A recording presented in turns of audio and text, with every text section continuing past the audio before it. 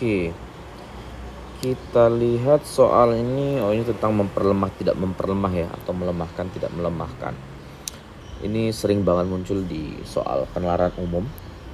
Jadi kayak informasinya dikit, cuman nanti ada 5 opsi gitu ya, 5 pernyataan lebih tepatnya yang harus kita pilih. Ini tuh melemahkan atau tidak melemahkan, sehingga cukup menguras waktu kalau kalian tidak fokus gitu ya, dengan fokus bacaannya itu apa gitu ya, inti bacaannya itu apa, dan pernyataan yang disajikan itu seperti apa. Oke, kalau kita lihat di bacaannya, negara Y sedang menghadapi tingkat pengangguran yang tinggi, yang menurut seorang ekonom disebabkan tingkat penganggurannya tinggi, yang menurut ekonom disebabkan oleh kurangnya investasi. Kurangnya investasi. Minimnya investasi ini disebabkan regulasi yang terlalu ketat dan kurangnya insentif bagi investor. Berarti si ekonom ini bilang bahwa investor itu nggak mau investasi gitu ya, nggak mau melakukan investasi di negara Y karena regulasi dan kurangnya insentif. Itu fokus utamanya.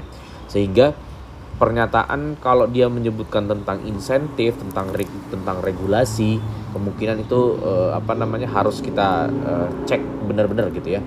Apakah terhadap regulasi dan insentif ini dia senada, harmonis dengan pernyataan si ekonom atau tidak gitu ya. Sedangkan pernyataan-pernyataan yang tidak disebutkan gitu ya, mau dia positif mau negatif terhadap pernyataan bahwa investor ini nggak mau investasi di negara Y, itu nggak ada hubungannya gitu ya. Jadi perhatikan pernyataan yang diberikan. Kalau misalnya kata-kata yang dia gunakan itu tidak disebutkan gitu ya, yang dia bahas itu tidak disebutkan di bacaan di atas, ya berarti itu langsung masuk tidak mendukung, tidak melemahkan, dan seterusnya, karena tidak berhubungan dengan bacaan. Tapi kalau yang melemahkan, mendukung, itu harus kita cek kembali pernyataannya ya, secara seksama. Ini kesannya positif atau negatif. Jadi berhubungan nggak dengan bacaan? Kalau berhubungan baru kita cek gitu ya, cek harmonis atau tidak gitu. Baru sesuaikan dengan pertanyaan. Oke, kita baca aja. Pernyataan pertama, pemerintah telah mengurangi hambatan regulasi. Tentang regulasi nih, untuk menarik lebih banyak investasi asing. Berarti kan tidak senada gitu ya, berhubungan, kemudian tidak senada dengan ekonom Y, karena ekonom dari negara Y inilah anggapannya.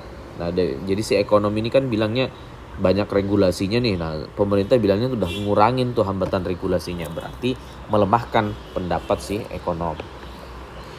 Kemudian kedua, program pelatihan kerja dari pemerintah membantu menciptakan tenaga kerja. Nah, ini nggak ada di bacaan tadi gitu ya. Jadi langsung tidak melemahkan saja, nggak usah dipikir positif atau negatifnya terhadap pendapatnya si ekonom gitu ya, nggak usah. Masyarakat cenderung memilih pekerjaan informal karena fleksibilitasnya. Sama, nggak ada di bacaan. Beberapa perusahaan mulai memanfaatkan insentif pajak untuk memperluas operasinya di sektor industri. Berarti kalau ada insentifnya nih ya, memanfaatkan insentif pajak, berarti kan insentif yang diberikan pajak itu kan diurus oleh pemerintah. Berarti kan insentif ini diberikan oleh pemerintah. Nah, berarti kan ini melemahkan gitu ya, karena katanya sih tadi kurang insentifnya. Nah, ini dibilang banyak nih perusahaan yang udah pakai nih insentif pajak yang kita berikan. Berarti kan works gitu loh insentifnya. Nah, berarti ini melemahkan pendapat si ekonom. Yang terakhir, perusahaan besar lebih memilih berinvestasi di negara lain dengan kondisi regulasi yang lebih longgar gitu ya.